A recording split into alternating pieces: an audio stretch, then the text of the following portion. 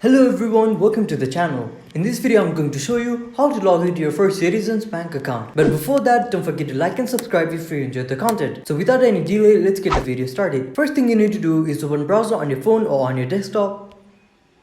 Then enter the URL firstcitizens.com.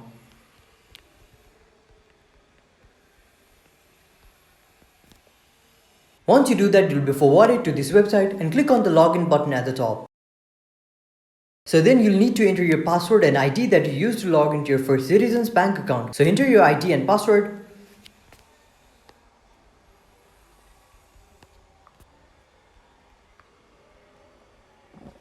Once you enter your password, click on login in order to log into your First Citizens bank account. But if you do not have an account, click on enroll now to create one. Or if you have forgotten your ID or password, click on forgot ID or password. Once you fill in all your information, click on login in order to log into First Citizens bank account. So there you have it. That's how you log into First Citizens bank account. If you found this video helpful, don't forget to like, subscribe and turn on post notifications. Thank you for watching and see you in the next video.